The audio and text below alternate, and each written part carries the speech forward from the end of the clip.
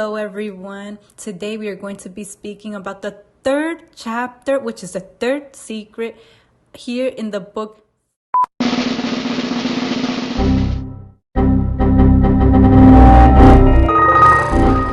"40 Secrets for the Single Woman." If you still don't have your book, then buy it, because we read the book, but we don't read everything. Today, there's a lot of things to read. So we're just going to do like a quick summary of everything. So if you have the book, it's better so that you can really dig deep into the book.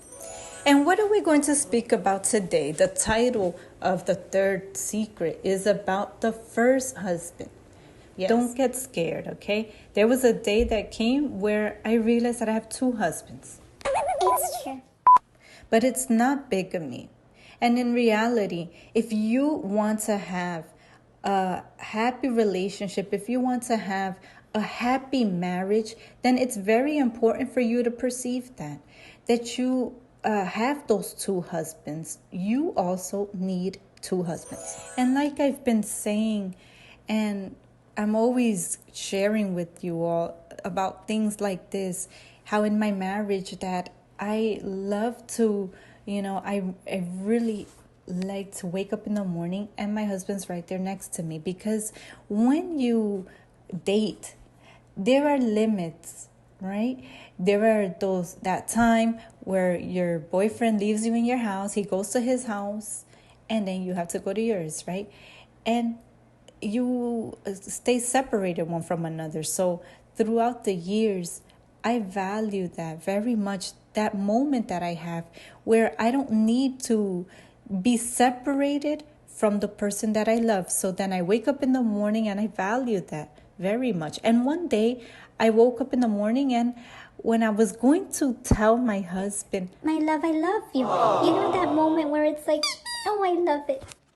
It came to my head in that moment that I needed to first tell my first husband, who is the responsible one for that pleasant relationship that I have, who is the one responsible for that great relationship. The happiness that we have comes because of the relationship that I have and he has with my first husband. That secret is one of the most important that we have in this book.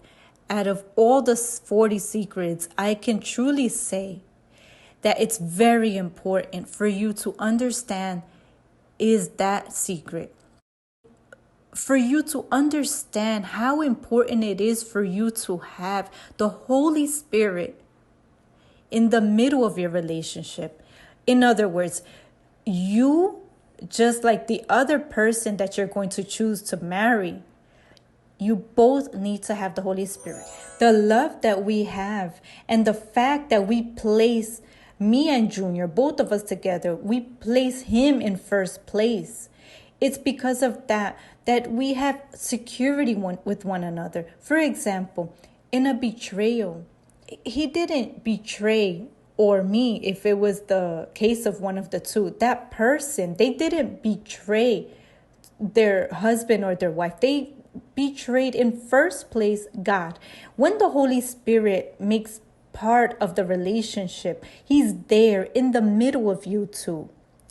And what exists? There is tranquility.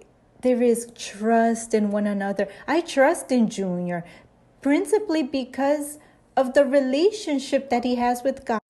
Because you know that when you have the Holy Spirit, even in a relationship, you worry about the other person. I'm going to give you an example. There are things that already happened with me that are not pleasant.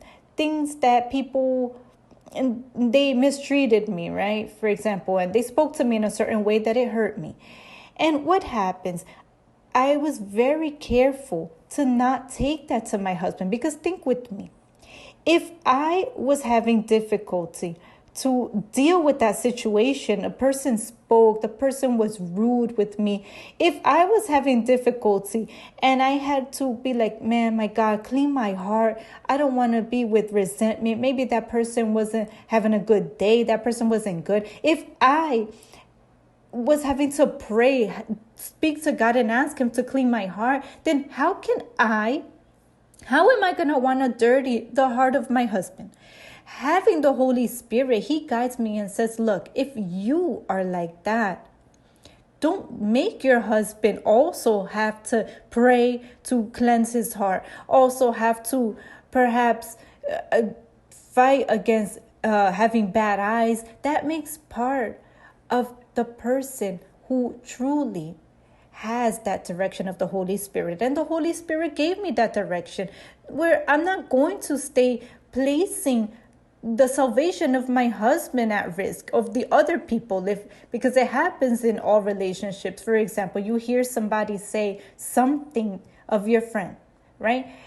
They make a joke about her, they laugh about her without her knowing, and then you go and be like, Hey, friend, I'm your friend, okay? Because that girl right there, she was making fun of you. She was laughing at your face. She was saying in front of everybody else, and everybody was laughing at you. What is that going to cause in that person? That person is going to be resented. That person's going to be mad. That person's going to be angry. So then when you have the Holy Spirit and you are a person born of God, you enter into that mode to want to save and not to send to hell. So then you're very careful with what you say. You're not going to just say something like that on top of her so that she has to be fighting and cleansing her heart. And perhaps if she's not okay, she's not firm with God, or she probably doesn't even have the Holy Spirit, imagine what she's going to be keeping inside of her heart. So we watch to protect one another.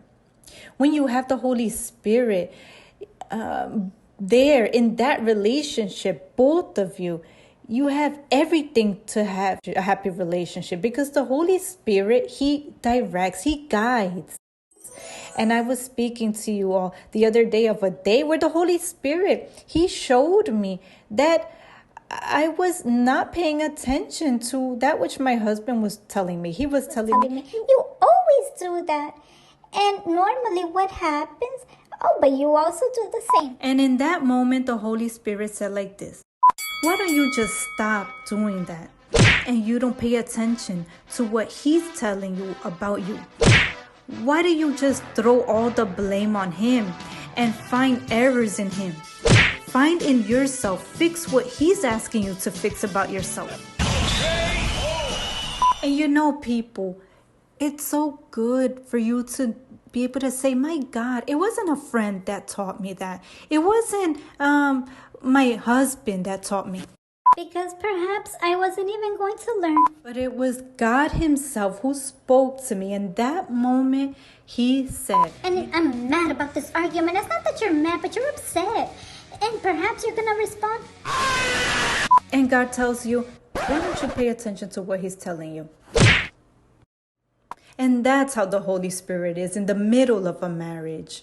And then let's say you say, but Nanda, I'm still not even married. Yes, better yet. Because he in you is going to help you pick the right person.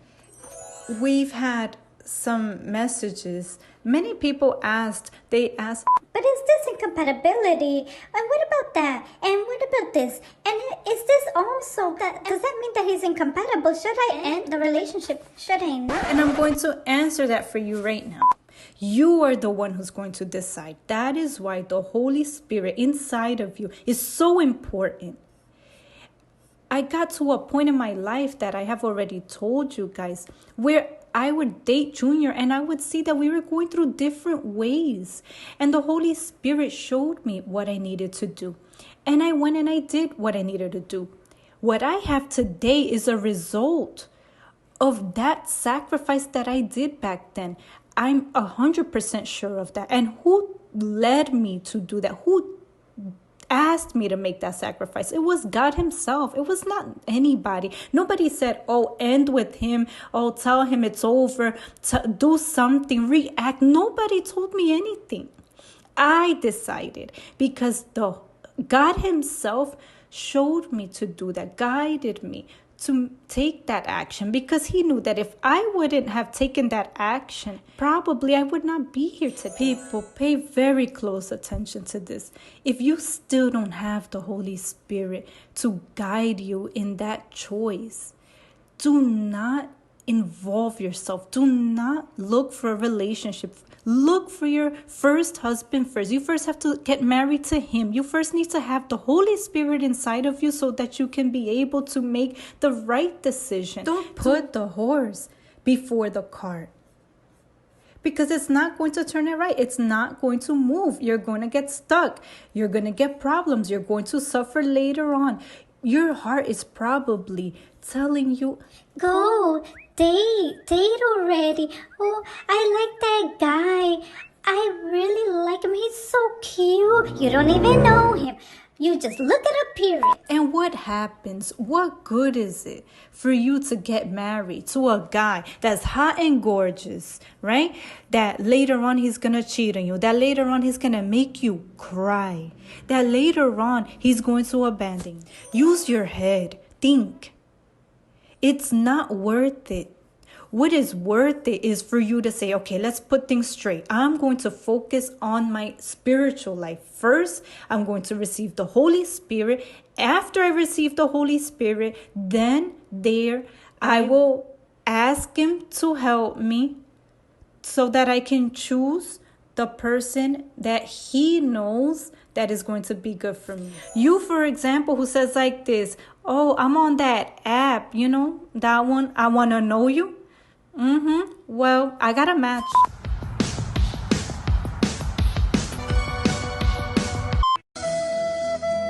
My God. And then you think like this. You guys meet up, right? And then you're talking. And then you think like this. Wow, I got a match on the app. It's him. No.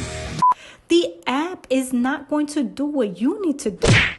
And there is where the part of the Holy Spirit enters. It's the Holy Spirit in you who's going to guide you, who's going to show you. That guy, he has character. Does he really have the Holy Spirit? He says that he has it, but does he really have it? And then you say, No, but how am I supposed to know if he has it or not? You're going to observe him. How is he? He lies. He speaks bad behind people's back. Look, a whole bunch of signals of things that you can observe. He doesn't have fear of God. He doesn't have respect towards others. He doesn't, he's not humble. He's proud. He's vain. Nowadays, people, sincerely, here between us, please don't tell nobody. Men nowadays, they are very vain. And vanity has taken control of the world in such a way that people are not even knowing their limits. And sometimes inside of church itself, of the churches themselves, right? The churches, vanity is there. There are some people who say like this. You see, I was in church and my ex, because today is my ex, right? My ex used to come to church too. And today we're separated. Yes, but the church does not decide for you. It's your decision. That's why I say to you guys, the secret for today is the most important of all. You need to have the Holy Spirit so that you can choose correctly. And there's more. You can have the Holy Spirit and let yourself be driven by your feelings. Because let's say you like the guy. So then the Holy Spirit, he shows you that he made a comment that was not good. But then let's say he made that comment and you're just like, it's all right. You let it slide, right? But then he says a little lie. And then you found out. And then he asked you for forgiveness. But then he did something else. He spoke bad about an authority. He doesn't want you to see what he's writing on his cell phone, right? I don't know, a whole bunch of things. It could be a whole bunch of things. Signs that the Holy Spirit can give to you. But because you have the Holy Spirit, but you're not reacting by faith, you also could make the wrong choice. It's no use for you to have the Holy Spirit and act on emotions. Both things have to walk together. Have the Holy Spirit and act by faith. Use your faith that thinks, faith that is intelligent. When you have that intelligent faith and the Holy Spirit, perfect, who's your first husband, who should be your first husband, that one who you, I like to say like this, in the morning, you know, when you wake up and you're like, oh, my love, I love you. I want to say that always first to God. My God, I love you. Because he's first and then for my husband. In that position where God is in first place in your life, that you prioritize the Holy Spirit, there's no way for things to go wrong. And you living it, both of you living in that faith, there's no way for it to go wrong. Let's talk about homework now. Because look, there's 2 pages for you to read of the book, and it's very interesting. You know, I speak about how one day God gave me that revelation. Okay, it's very interesting, but it's for you to read there in your house. Let's read the homework so you can know what you have to do. Analyze who is in first place in your life and see if you already got married to the first husband. An addendum. One thing that people don't like to do, and it's very important, and I perceived one day that I didn't even know how to do that. It's to analyze myself. I knew very well how to analyze other people, but I didn't know how to analyze myself. So then one day I had to learn how to look inside of me, to evaluate myself, to stop and remove my eyes from others and place my own eyes in me. So that is what you need to do here. That analysis, you need to analyze your life. You need to analyze your actions and see, am I placing God in first place? Do I have the Holy Spirit? Am I prioritizing Him, or other things in my life are being prioritized? You need to evaluate that. And if you haven't married him yet, enough with the dating. Marry him, the Holy Spirit. Make this love become fervent. Don't be in such a rush to enter your second marriage. Instead, dedicate yourself entirely to the first one. Love him. Delight yourself in his embrace, in his presence, in his care. Love him with all of your strength, with all of your love. What about the second one? It will happen when you least expect it, but your devotion to your first marriage must exist forever. Not even death can separate you from him. That's so beautiful, right?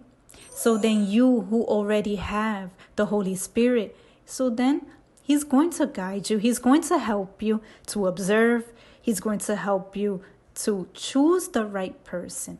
You who still does not have the Holy Spirit, then leave aside that choice, that thing that the heart is asking you to do. Put that aside and focus yourself on God.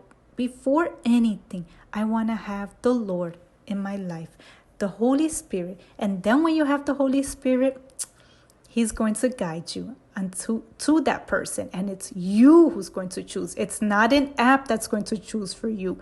It's not your pastor that perhaps presented you a guy who's going to choose for you. It's you.